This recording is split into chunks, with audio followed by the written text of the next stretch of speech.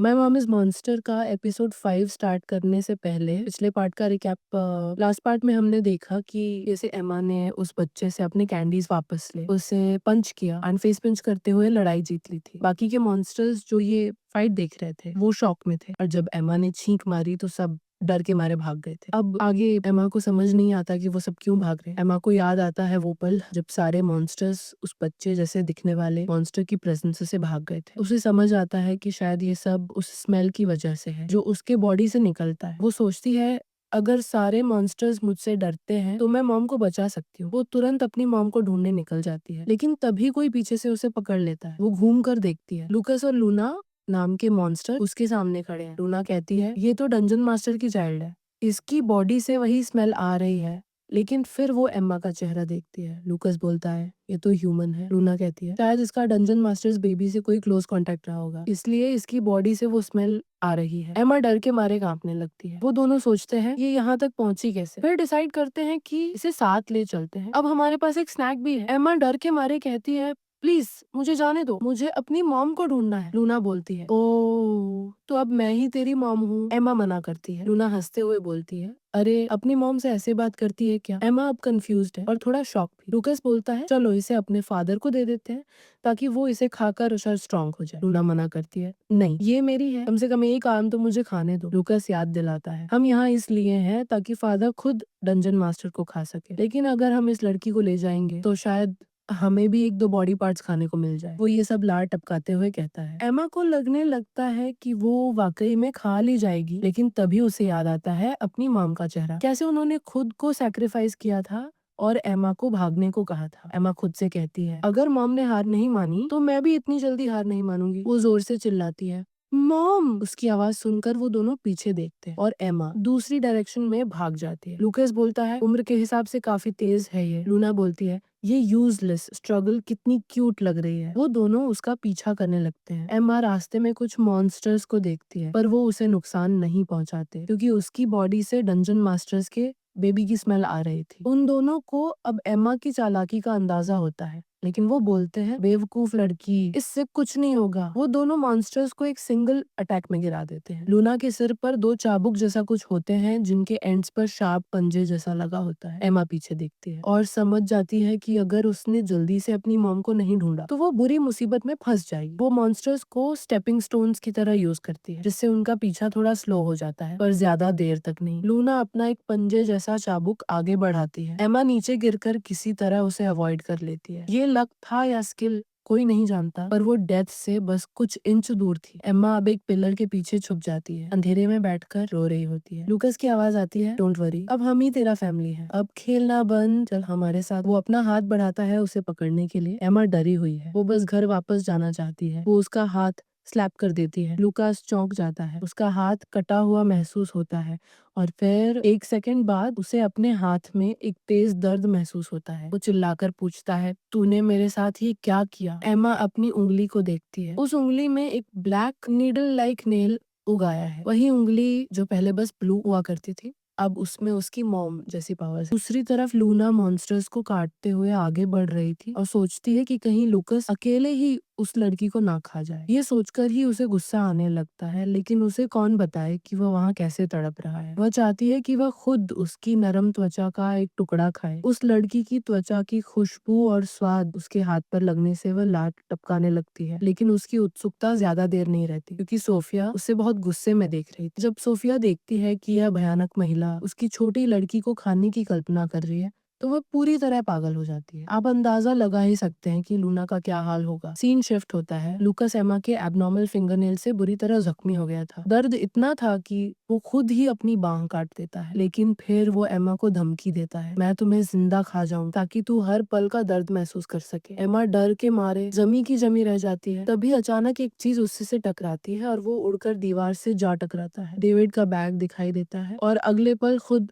David सामने आ जाता है। वह बहुत गुस्से में था। वो एमा से पूछता है तू ठीक है। एमा डर से उसे लिपट जाती है और कहती है माँ को एक बड़े हाथ ने पकड़ लिया। डेविड उसे दिलासा देता है, पर लूकस फिर से उठ खड़ा होता है। अब उसका हाथ रिजनरेट हो चुका है। वो हमला करने आता है, लेकिन डेविड बैग में कुछ ढूंढने लगता है। तभी एक ईंट लूकस के मुंह पर लगती है और डेविड लगातार ईंटों से हमला करता है हर ईंट पिछले से ज्यादा तेज लग रही है। जैसे जैसे वो फेंकता जाता है उसकी ताकत भी बढ़ती जाती है। उसका एक ही मकसद है, उस मॉन्स्टर को चूर चूर कर देना जिसने उसकी प्यारी एमा को खतरे में डाला। आखिरकार डेविड की सारी ईंटें खत्म हो जाती है। तभी मॉन्स्टर मौका पाकर अपनी टेंटिकल्स से डेविड को जकड़ लेता है, जिससे डेविड के लिए हिलना भी मुश्किल हो जाता है। वो लूकस कमीना सोचता है कि अब डेविड खाली हाथ है तो ये गेम उसके लिए आसान होगा। वो डेविड की गर्दन को कसने लगता है, जिससे बेचारा डेविड सांस भी नहीं ले पाता। तभी मॉन्स्टर मजे ले रहा होता है अपने शिकार को तड़पते हुए देखकर, लेकिन तभी उसे अपनी पीठ के पीछे किसी खतरनाक प्रेजेंस का एहसास होता है और जब तक वो पलटे लिली उसका गंदा हाथ काट देती है। वो कमीना पसीने से तरबतर हो जाता है। उसे समझ आता है कि अब वो फंस चुका है। वहीं लिली का चेहरा एकदम खौफनाक लग रहा होता है। वो कहती है, तैयार हो जा, तुझे पूरी तरह से बर्बाद करने वाली हूँ। मॉन्स्टर पीछे हटने की कोशिश करता है, लेकिन लिली उसका पीछा उसी इंटेंसिटी से करती है। जब वो टेंटिकल से हमला करता है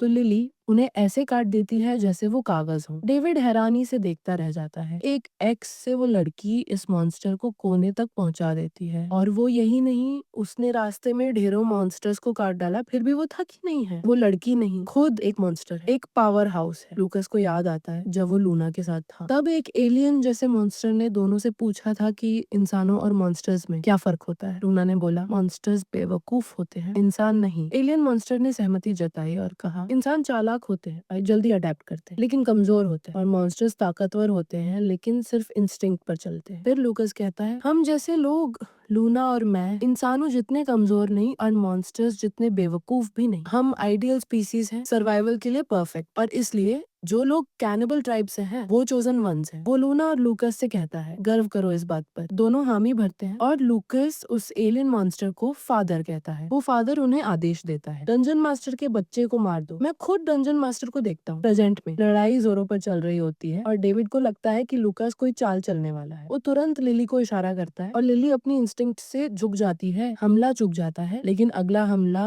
वो सीधे उस कमीने के पेट में करती है, जिससे वो लड़खड़ा जाता है। लेकिन मॉन्स्टर मानने को तैयार नहीं। वो कहता है कि वो चोजन वन है और कोई उसे नहीं हरा सकता। जैसे ही वो खुद को हील करता है, वो कहता है, तुम सब मारे जाओगे। फिर वो लिली पर दोबारा चार्ज करता है और लिली वहीं खड़ी रहती है, तैयार। जैसे ही वो आमने सामने आते हैं तभी सीन शिफ्ट होता है। सोफिया, जो लगातार लूना को काट रही है। लूना हैरान रह जाती है क्योंकि इस सोफिया औरत की आंखें भी पीली हैं जैसे उसके पापा, पर फिर भी वो उस पर हमला क्यों कर रही है, और उसकी ताकत भी बहुत ज्यादा है। सोफिया का एक बार लूना के मुंह में खून ला देता है। अब लूना भी गुस्से में आकर पूरी ताकत से भिड़ती है। उसकी टेंटिकल्स अब लंबी, मोटी और भयानक सेंटीपीड जैसे अपेंडेजेस में बदल जाती हैं। लूना सीधे सोफिया पर टेंटिकल से हमला करती है, पर सोफिया भी कम नहीं है। वो अपने हाथों में एनर्जी इकट्ठा कर उन सभी टेंटिकल्स को चीर देती है। अब साफ दिखता है लूना को इस सोफिया से लड़ने में मुश्किल हो रही है। सोफिया की ताकत एक अलग ही लेवल पर है। लूना के टेंटिकल्स बार बार हमला करते हैं और सोफिया हर बार आसानी से बच जाती है, जो लूना को और गुस्सा दिलाता है। लड़ाई के दौरान सोफिया धीरे धीरे लूना पर भारी पड़ती जाती है। एक पॉइंट पर वो लूना के बहुत पास आ जाती है और उसकी टेंटाकल लूना के चेहरे से कुछ इंचेस दूर होती है। लूना उसे डॉज नहीं कर सकती तो वो अपनी इंजर्ड हैंड को सामने रख देती है ताकि कम से कम चेहरा बचा सके। इस इंटेंस बैटल ने लूना को पूरी तरह थका दिया है। अब वो खड़ी भी मुश्किल से हो रही है। वहीं सोफिया एकदम शांत खड़ी है, बिल्कुल ठंडी। अब लूना को पता चलता है जो चोटें सोफिया दे रही है वो हील नहीं हो रही है। पहले तो उसे एहसास नहीं हुआ, पर अब लग रहा है कि शायद सोफिया के हमलों में जहर है, लेकिन तब तक बहुत देर हो चुकी होती है। अब लूना सिर्फ कांपती है क्योंकि अब वो एक लाइफ और डेथ सिचुएशन में है। आखिरकार वो अपनी आखिरी चाल चलती है। वो खुद अपने जख्मी टेंटाकल को फाड़ देती है और अपनी इंजर्ड हैंड को भी अलग कर देती है। फिर वो बिल्कुल वाइल्ड होकर सोफिया पर टूट पड़ती है जैसे कोई गुस्सैल बिल्ली, पर सोफिया बोर्ड सी लगती है। जैसे ये सब टाइम पास हो, लूना झटके से अपनी जगह से उठती है एंड अपने कटे हुए हाथ से खून का छिड़काव करती है जो सोफिया की आंखों में चला जाता है और वो कुछ सेकंड के लिए अंधी हो जाती है। लूना जानती है कि अब उसे भागना होगा। वो तेजी से दौड़ती है और चीखते हुए लूकास को बुलाने लगती है ताकि शायद दोनों मिलकर जीत सके, पर तब तक लूकास की हालत बहुत खराब हो चुकी होती है। उसका सारा शरीर लहूलुहान है और उसके सारे अंग कट चुके हैं। सोफिया उसे इतनी आसानी से भागने नहीं देने वाली। वो पीछे से लूना पर हमला करती है और एक झटके में उसकी कमर पर एक तगड़ा वार करती है। लूना वहीं गिर जाती है। उसी वक्त एमा अपनी माँ को देखकर खुश हो जाती है और डेविड भी राहत की सांस लेता है। लेकिन उनका चेहरा तब उतर जाता है जब वो देखते हैं कि लिली सोफिया पर तेजी से दौड़ रही है। सोफिया चौंक जाती है। उसे नहीं पता ये औरत कौन है, लेकिन वो तुरंत डिफेंसिव स्टांस ले लेती है। तभी डेविड तेजी से दौड़कर लिली के दोनों हाथ पकड़ लेता है और कहता है, मेरी बीवी को हाथ लगाने की भी मत सोचना। सोफिया हैरान रह जाती है डेविड को देखकर। उसे गुस्सा भी आता है और प्यार भी। वो पूछती है कि वो अंदर क्यों आया जबकि उसे बाहर रुकने के लिए बोला गया था। डेविड कहता है, जब मेरी फैमिली खतरे में होती है मैं चुप नहीं बैठ सकता। इस बीच एम्मा अपनी माँ की तरफ दौड़ती है और कहती है, मैं भागने की पूरी कोशिश कर रही थी जैसे आपने कहा था। सोफिया की आंखों में आंसू आ जाते हैं और माँ बेटी जोरदार गले मिलते हैं। पूरा सीन एकदम भावुक हो जाता है, यहाँ तक कि डेविड भी रोने लगता है। लिली थोड़ी घबरा जाती है उस सीन को देखकर, लेकिन तभी उसकी नजर एम्मा की म्यूटेटेड उंगली पर जाती है और वो गुस्से से भर जाती है। वो जोर से चिल्ला पड़ती है, तुम दोनों ने अपनी बेटी का ध्यान क्यों नहीं रखा? ये म्यूटेशन तुम्हारी लापरवाही की वजह से है, तुम लोगों ने देखा तक नहीं। तभी डेविड गुस्से से बोलता है, तब मेरी गलती थी, मेरी बीवी को कुछ मत बोलो। पर सोफिया फिर से डेविड को चुप करवा देती है। वो एक बार फिर डेविड को अपना ट्रांसलेटर बनाकर लिली को थैंक्स कहती है कि उसने एम्मा की जान बचाई। सोफिया खुद मानती है कि एम्मा के साथ जो कुछ भी हुआ वो उसकी अपनी गलती है। वो कहती है कि जैसे ही सप्लाईज मिलती है वो होप विलेज जाएंगे ट्रीटमेंट के लिए और लिली को फ्यूचर में उसकी काइंडनेस का इनाम जरूर मिलेगा। सोफिया लिली से पूछती है कि तुम एम्मा को कैसे जानती हो और लिली बिना हिचके बोल देती है, मैं एम्मा की दोस्त हूँ। इतना सुनते ही दोनों पेरेंट्स चुप हो जाते हैं क्योंकि ये औरत एम्मा की दोस्त नहीं लगती, बहुत बड़ी लगती है। सोफिया एम्मा की तरफ देखती है और पूछती है कि क्या ये सच है? एम्मा खुशी से कहती है हाँ। डेविड हैरान हो जाता है। वो एम्मा से पूछता है कि उसने ये सब क्यों छुपाया? एम्मा माफी मांगती है और कहती है, लिली ने कहा था किसी को मत बताना। फिर वो कहती है कि लिली अच्छी है, उसने कभी बुरा नहीं किया। सोफिया और डेविड एम्मा की बात काट देते हैं और उसे डांटने ही वाले होते हैं कि लिली बीच में बोल पड़ती है। लिली मानती है कि ये उसकी गलती थी क्योंकि उसने ही एम्मा से कहा था कि किसी को मत बताना। पर अब जब एम्मा सेफ है तो कोई टेंशन लेने की जरूरत नहीं। लिली सबको कहती है, अब सप्लाई ढूंढो, टाइम वेस्ट मत करो। लिली आगे बढ़ जाती है और एम्मा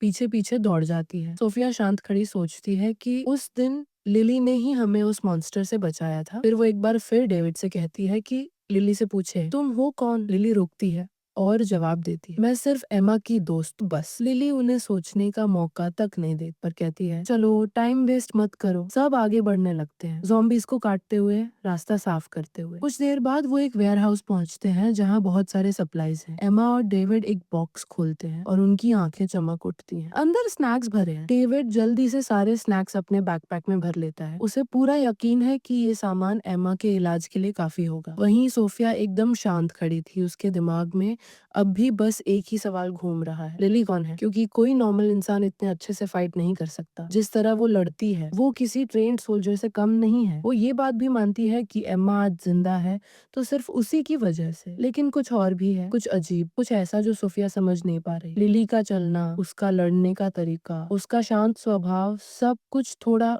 अननेचुरल लगता है पर सोफिया चाहकर भी समझ नहीं पा रही कि ये सब क्यों। खैर, कुछ जरूरी सामान उठाने के बाद उनका सफर फिर से शुरू होता है। एम्मा मजे से अपने पापा की पीठ पर बैठी हुई सो जाती है। अचानक सोफिया को एक अजीब सी हलचल महसूस होती है, जैसे कोई उन्हें दूर से देख रहा हो, कोई जिसे वो बहुत पहले मार चुकी थी। अंत तक वीडियो देखने के लिए धन्यवाद। अगर आपको वीडियो पसंद आया हो तो चैनल को सब्सक्राइब करना और नोटिफिकेशन बेल को ऑन करना ना भूलें ताकि अगला वीडियो आते ही आपको पता चल जाए।